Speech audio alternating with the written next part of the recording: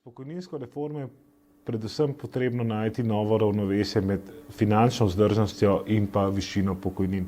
To lahko dosežemo samo z dvigom dejanske upokojitvene starosti, in sicer tako, kot se podaljšuje življenjska doba in s tem prejemanje pokojnin, tako je treba tudi dvigati dejansko upokojitveno starost. Samo na ta način lahko zagotovimo, da različne generacije skozi obdobja prejmejo enako obdobje pokojnin.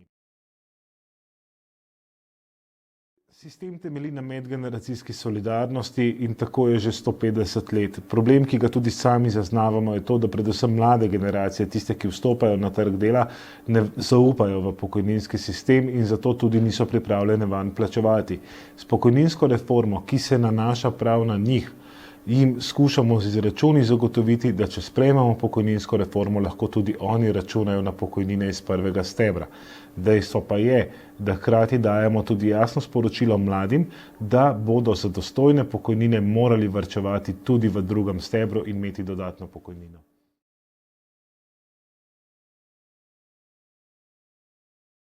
Pokojninski sistem je samo posledica trga dela. Tako je tudi višina pokojnin predvsem posledica višine plač na našem trgu dela.